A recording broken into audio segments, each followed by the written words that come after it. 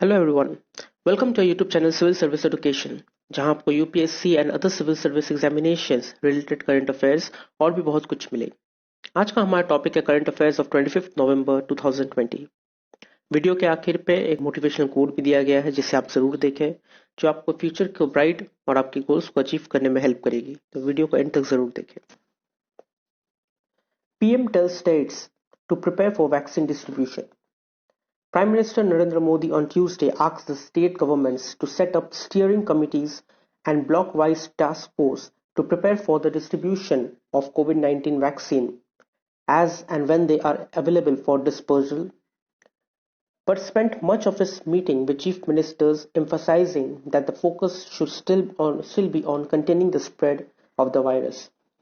तो ट्यूसडे को prime minister Narendra Modi ने स्टेट गवर्नमेंट्स के साथ एक वर्चुअल मीटिंग की, जिसमें जिसमें उन्होंने स्टेट गवर्नमेंट को कहा कि वो लोग स्टीयरिंग कमिटीज और task force block wise force prepare करें जो कोविड-19 वैक्सीन को डिस्ट्रीब्यूशन के काम में लगेगी जब भी वैक्सीन अवेलेबल होगी। सो पहले से ही आप अपने कमिटीज को रेडी रखें डिस्ट्रीब्यूशन के लिए। और उससे पहले और भी बातचीत की गई और सबसे इम्पोर्टेंट यही कहा गया चीफ मिनिस्टर्स को कि आप वायरस को स्प्रेड होने से रोकें। कैसे रोकना है, क्या करना है वो आप देखें, लेकिन आप पूरा फोकस इसमें करें कि आप वायरस को स्प्रेड होने से रोकें। The prime minister added that his government was in touch in real time with vaccine candidate institutions, manufacturers, international organizations, and governments coordinating vaccine efforts and international companies to ensure that information on vaccine availability was up to date. तो उन्होंने ये भी कहा कि उनकी government जो vaccine institutions है, manufacturers है, इंटरनेशनल ऑर्गेनाइजेशंस है, सबके साथ कनेक्शन में है और ये इंफॉर्मेशन हमेशा वो अप टू डेट रख रही है कि वैक्सीन अवेलेबिलिटी कब होगी। Next point, government to track vaccine reactions. The health ministry has written to the state governments and the union territory administrations to put in place a robust system for the reporting and gathering on information on the side effects of COVID-19 vaccine once they are rolled out. So जैसे ही vaccine distribution start हो जाएगी, जैसे vaccine rolled out हो जाएगी जो patients को दी जाएगी, तो एक हेल्थ मिनिस्ट्री का कहना है स्टेट गवर्नमेंट्स को और यूनियन टेरिटरी एडमिनिस्ट्रेशंस को कि आप लोग एक सिस्टम बनाएं जो कोविड-19 वैक्सीन जब दिया जाएगा उसके बाद अगर किसी को कोई साइड इफेक्ट हुआ तो वो इंफॉर्मेशन गैदर करे और वो रिपोर्ट करे ताकि वो लोग जल्द से जल्द ये साइड इफेक्ट का एक्शन ले सके। The ministry has identified initiatives to strengthen the reporting of adverse events following immunisation, said a letter by Manohar Agnani, Additional Secretary Health Minister. The state and the union territories have been requested to implement the steps. So ये जो report है ये adverse events following immunisation की तरफ से दिया गया है और ये इनिशिएटिव इम्प्लीमेंट करने के लिए स्टेट और यूनियन टेरिटरीज को रिक्वेस्ट किया गया कि आप जल्द से जल्द ये इनिशिएटिव को इम्प्लीमेंट करें ताकि आप पहले से ही रेडी रहें। अगर कभी भी वैक्सीन का कोई साइड इफेक्ट दिखे तो हम लोग रिपोर्ट करेंगे और वो सॉल्व करेंगे। Next point, government bans 43 more apps citing threats to security. The government on Tuesday said it had blocked 43 mobile applications, majorly including Chinese applications such as Ali Suppliers, AliExpress, Alipay Cashier, Camcard and DingTalk, citing a threat to national security, integrity and sovereignty. So पहले ही 51 apps ban किया गया था, उसके बाद 90 something app ban किया गया था और अभी फिर 43 चाइनीज एप्स बैन किया गया है। सो ये बैन किया गया है ये कहते हुए कि ये हमारे इंडिया के नेशनल सिक्योरिटी, इंटीग्रिटी और सॉवरेनिटी को थ्रेट पहुंचा रही है, हार्म कर रही है। So it stated that the action was taken based on the inputs that these apps were engaging in activities which are prejudicial to sovereignty and integrity of India. Defence of India, security of state and public order. So उनका ये कहना है कि ये सब जो app है, ये ऐप में जो भी इंफॉर्मेशन लोग मांग रहे थे, जो इनपुट मांग रहे थे, जैसे कि आपका एड्रेस हो, आपका डेट ऑफ बर्थ हो, या फिर आप पैन इंफॉर्मेशन भी मांग सकते हैं। तो ये सब जो इंफॉर्मेशन मांग रहे थे, ये इंडिया के इंटीग्रिटी के लिए, डिफेंस के लिए, सिक्योरिटी ऑफ स्टेट के लिए बहुत बड़ा खतरा है, specially from Chinese point of view से अगर देखा जाए, क्योंकि अभी इंडिया और चाइनीज के बीच में बहुत ज्यादा भिड़न चल रही है। सो इस वजह से 43 मोर एप्स को बैन किया गया है। Next point, Tamil Nadu Puducherry on edge edge Nivar closes in. Cyclone Nivar over southwest Bay of Bengal has moved westwards and lay about 380 km east-southeast of Puducherry and 430 km southeast of Chennai in Tuesday. So cyclone Nivar आ रही है बे of Bengal के south west की तरफ से, जो फिलहाल पुदुचेरी से 380 किलोमीटर ईस्ट साउथ ईस्ट की दूरी में है और चेन्नई से 430 किलोमीटर साउथ साउथ ईस्ट की दूरी में है। The storm system is expected to intensify and become a very severe cyclone by 11:30 a.m. on Wednesday and make landfall between Karaikal and Mamallapuram around Puducherry late in the evening with wind speed in the range of 120 to 130 km per hour, gusting to nearly 145 km. So ये जो cyclone आ रही है, ये 11:30 am तक बहुत बड़ा cyclone बन जाएगा और शाम तक कहा जा रहा है कि इसका wind speed 120 to 130 kilometre per hour रहेगा और सबसे ज्यादा ये 145 किलोमीटर पर आवर तक जा सकता है। Next point, Poshan Abhiyaan needs a boost. The national nutrition mission और the Poshan Abhiyaan, the world's largest nutrition programme for children and mothers, must be stepped in order to meet the targets set by the center to reduce stunting, wasting, and anemia by 2022, warns a report by Niti Aayog with only a little over a year left to reach its goal. So, पोषण अभियान जो national nutrition mission है, जो children होते हैं, mother's होते हैं, उनको न्यूट्रिशन मील्स प्रोवाइड करती है, जो उनको न्यूट्रिशन प्रोवाइड करती है, उनको हेल्दी रखने के लिए न्यूट्रिशन प्रोवाइड की जाती है। सो गवर्नमेंट का कहना है, सेंटर का कहना है कि पोषण अभियान को और ज्यादा स्टेप अप करना पड़ेगा और ज्यादा मेहनत करना पड़ेगा ताकि वो लोग जल्द से जल्द स्टंटिंग, वेस्टिंग, एनीमिया को रिड्यूस कर सके। 2020 तक का उन लोग का एक टारगेट था कि टारगेट को अचीव करने में इस ईयर थोड़ी प्रॉब्लम आई है बिकॉज ऑफ कोरोना वायरस। बहुत चीजें बंद हो गई, बहुत चीजें नहीं की जा सकी। सो उनका कहना है कि 2022 के लिए अब हमें और थोड़ा दुगनी मेहनत करना पड़ेगा ताकि हम लोग वो रिपोर्ट को जल्द से जल्द दे सके और वो टारगेट को अचीव कर सके। The government's flagship programme to improve nutritional outcomes for children, pregnant women and lactating mothers was launched in 2018 with specific target to be achieved by 2022. So ये पोषण अभियान 2018 में लॉन्च किया गया था। Children, pregnant women and lactating mother जो जिसका बच्चा बर्थ होता है, जस्ट बर्थ होता है, जो लैक्टेटिंग मदर होती है, उन लोग के लिए ये प्रोग्राम लॉन्च किया गया था 2018 में और एक टारगेट दिया गया था जो 2022 तक अचीव करना है। It aims to reduce stunting and wasting by 2% per year, total 6% until 2022। सो उनका एक एम था कि वो लोग स्टंटिंग और वेस्टिंग को 2% कम करेंगे, जो 2022 तक 6% तक कम हो जाएगा। Among children and anaemia by 3% per year among children, और एनीमिया 3% तक कम करेगी पर ईयर, मतलब 2022 तक 9% तक एनीमिया कम होगा। एनीमिया होता है जब बॉडी में ब्लड सेल्स कम, रेड ब्लड सेल्स कम हो जाते हैं, ब्लड कम होता है, तब एनीमिया का इफेक्ट होता है चिल्ड्रंस पे, या फिर बड़े लोगों पे भी होता है, स्पेशली प्रेग्नेंट वुमेन में भी होता है। सो उनको तो ये जो एनीमिया इसको 3% तक रिड्यूस कर सकते हैं पर ईयर। सो टारगेट था 2022 तक 9% एनीमिया रिड्यूस किया जाएगा। More than a third of children under 5 suffer from stunting and wasting, and 40% of children between 1 and 4 are anemic.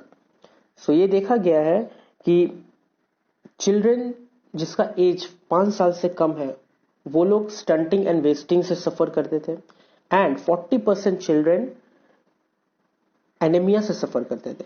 Over 50% of pregnant and non pregnant women were found to be anaemic, और 50% pregnant and non pregnant women भी anaemia से suffer करते थे. तो ये national family health survey 4 release का report है जो 2016 में रिलीज किया गया था. इसको नजर रखते हुए 2018 में पोषण अभियान को लॉन्च किया गया, और 2022 तक ये टारगेट रखा गया कि वो लोग कुछ रिड्यूस कर सके, ये सब चीज को, स्टंटिंग, वेस्टिंग एंड एनीमिया को रिड्यूस कर सके. Next point, Sputnik V shows interim efficacy of 91%. Candidate COVID-19 vaccine Sputnik V has shown an interim efficacy of 91% based on analysis result from around 18,000 volunteers, some of whom got the actual vaccine and some who got a placebo, the Russian Direct Investment Fund said in the press statement in Tuesday. So, Russia का जो candidate कोविड-19 vaccine है, candidate Sputnik V, देखा गया कि उसका efficiency 91% है. 18,000 volunteers के ऊपर यह ट्रायल किया गया है. किसी को एक्चुअल वैक्सीन दिया गया तो बहुत किसी को प्लेसबो भी दिया गया. प्लेसबो है एक फेक वैक्सीन जो दे के ये देखा जाता है कि वैक्सीन के तुलना में वो प्लेसबो कैसे रिएक्ट कर रही है. So the vaccine candidate is also being tested on human volunteers in India and would cost less than $10, that is 700 rupees for international markets. तो सेम वैक्सीन इंडिया के वॉलंटियर्स के ऊपर भी टेस्ट किया गया है और उसका कॉस्ट रखा गया है 700 रुपीज इंडिया में and $10 in international market. RDIF का कहना है the latest trial data doesn't include the Indian volunteers. तो ये जो 18,000 वॉलंटियर्स का जो डेटा निकला 91% एफिशिएंसी, इसमें इंडियन का जो वॉलंटियर्स है वो लोग इंक्लूडेड नहीं है. While the interim vaccines efficacy numbers are in same range as trial data reported by biotechnology and pharma companies such as Pfizer BioNTech 95%, Moderna 94.5%, and Oxford AstraZeneca with an efficacy of 70%, Sputnik V appears so far to have relatively lower protectivity. So, Pfizer and BioNTech का, Moderna का and Oxford AstraZeneca का जो vaccine निकला है, इन सब के तुलना में देखा जाए तो स्पुतनिक वी का प्रोटेक्टिविटी बहुत ज्यादा लो है, इन सब में से लो है. Next point, stubble burning cases up 46% in Punjab, down 28% in Haryana. Stubble burning in Punjab increased by 46% this year in comparison to last year, according to data released by the Ministry of Environment, Forest and Climate Change. So, ये देखा गया है कि stubble burning जो होता है, जो farmers अपने लेफ्ट ओवर्स, जो वीट के लेफ्ट ओवर्स होते हैं, जो फार्म के लेफ्ट ओवर्स, उसको बर्न कर देते हैं, जिसके वजह से दिल्ली में बहुत ज्यादा एयर पोल्यूशन हो रहा है. Not even in Delhi, NCR region में, हरियाणा, पंजाब, राजस्थान, हर जगह एयर पोल्यूशन बहुत ज्यादा खराब हो चुका है. सो ये स्टबल बर्निंग की वजह से हो रही है. और ये देखा गया है कि इस साल स्टबल बर्निंग 46% से इंक्रीज हुई है लास्ट ईयर से, और ये data ministry of environment, forest and climate change की तरफ से रिलीज किया गया है. In a report on active fire events, in the ministry found that there were 76,537 incidents of stubble burning in Punjab between September 21 and November 22, as against 52,225 such events during the same period in 2019. So ये देखा गया है कि पंजाब में सितंबर 21 और नवंबर 22 के बीच तक इस साल 76,537 इंसिडेंट पाए गए हैं जहां पे स्टबल बर्निंग की जा रही है, जबकि सेम टाइम में सितंबर 21 और नवंबर 22 के बीच पिछले साल 2019 में 52,225 225 ऐसे इंसिडेंट्स देखे गए। तो ऑब्वियसली बहुत ज्यादा स्टबल बर्निंग बढ़ा है। और हरियाणा में 28% स्टबल बर्निंग गिर चुका है। जो लास्ट ईयर 28% ज्यादा था, इस साल 28% कम हुआ है हरियाणा में। Next point, monthly rise in procurement and payments to MSMEs government. The Ministry of Micro, Small and Medium Enterprises Tuesday said that there has been a monthly rise in procurement and payments to micro, small and medium enterprises, alongside a fall in the ratio of pendency of payment. So, Ministry of Micro, Small and Medium Enterprises का कहना है कि अब उनके monthly production में rise देखा गया है। जो परचेजमेंट और प्रोडक्शन हो रहा है उसमें राइज हुआ है, और पेमेंट्स में भी मंथली राइज होने लगा है। और जो पेमेंट का जो पेंडेंसी था, जो पेंडिंग पेमेंट था, वो भी गिरने लगा है, और सबको अपनी अपनी पेमेंट मिल रही है। The pending payments to MSMEs are around 1/5 against the procurement and within the 45 days window. सो ये कहा गया है कि जो पेंडिंग पेमेंट है वो परचेज का 1/5 रेशियो में है, और 45 डेज के अंदर में सब पेमेंट पेंडिंग पेमेंट दे दी जाएगी। Total procurement and transaction from MSMEs has gone up almost 2.5 times of October to rupees 5,000 crore compared to rupees 2,300 crore in May. तो मई में जो 2,300 करोड़ रुपीस का प्रोक्यूरमेंट और ट्रांजैक्शन था, वो अक्टूबर में बढ़ के 5,000 करोड़ रुपीस हो गया है। और ये मिनिस्ट्री का कहना है, और adding that payment to the MSMEs have also gone up in the same proportion from about 76% in May to about 80% in October. जो पेमेंट था वो पेमेंट भी मई में जो 76% था वो अक्टूबर में 80% तक बढ़ गया है। Next point, Sri Lanka China to focus on poverty alleviation. Sri Lanka and China will expedite ongoing development cooperation projects and increase trade and investment with a special focus on poverty alleviation and livelihoods generation, Sri Lanka's foreign minister said. तो श्रीलंका और China के बीच में जो development project चल रहा है, corporation project चल रहा है, जो ट्रेड और इन्वेस्टमेंट को इंक्रीज कर रही है, तो उनका सबसे इंपॉर्टेंट और सबसे स्पेशल फोकस यही है कि वो लोग पॉवर्टी को एलिवेट करे, पॉवर्टी को हटाए, जो गरीबी है वो हटाए, और सबको सस्टेनेबल लाइवलीहुड दे, सबको नॉर्मल लाइफ जीने का हक दे, ऐसा लाइवलीहुड जनरेशन स्टार्ट करे। Issuing a statement following a virtual diplomatic consultation between Sri Lanka Foreign Secretary Jayant Kolombage and Vice Minister of Ministry of Foreign Affairs of China Liu Zhahui, the ministry said both sides had extensive discussions on strengthening high-level exchanges, the fight against COVID-19, economic recovery efforts, people-to-people exchanges, and cooperation on international regional issues. So, ये जो meeting, virtual meeting रखा गया था, इसमें ये decide किया गया, ये डिसीजंस लिया गया है कि वो लोग एक दूसरे के हाई लेवल एक्सचेंजेस को स्ट्रेथिंग करेंगे, मजबूत करेंगे, कोविड के अगेंस्ट फाइट करेंगे, इकोनॉमी को रिकवर करेंगे, पीपल टू पीपल एक्सचेंजेस करेंगे, और इंटरनेशनल एंड रीजनल इश्यूज जो है उसमें कोऑपरेट करेंगे। The virtual meet come less than 2 months after the high-level Chinese delegation visited Colombo. So जो कोलंबो में चाइनीज का डेलीगेशन जो विजिट किया गया था, उसके 2 महीने के अंदर ही ये वर्चुअल मीटिंग रखा गया, और ये प्रोजेक्ट को, जो डेवलपमेंट प्रोजेक्ट है, इसे आगे बढ़ाया गया। नंबर 10 इज इंपॉर्टेंट डेज, और 25 नवंबर का इंपॉर्टेंट डे है, international day for the elimination of violence against women. And last but not least is today's quote, और आज का quote है, Success is not the key to happiness. Happiness is the key to success. If you love what you are doing, you will be successful. So, maximum जगह पे देखी जाए तो success is happiness. सबको अगर सक्सेस मिल जाए तो वही आपकी खुशी होती है, ये होती है। लेकिन अगर देखा जाए तो आपकी खुशी ही आपकी सक्सेस का हिस्सा है। अगर आप खुश नहीं होंगे तो वो सक्सेस का कोई मजा नहीं होगा। आप दुनिया में बहुत सक्सेसफुल हो सकते हैं, लेकिन आपको आपकी खुशी नहीं मिली, आपकी दिल खुश नहीं है, तो आपका जो दिल खुश नहीं हुआ और आप सक्सेस है तो वो सक्सेस का कोई मतलब नहीं हुआ।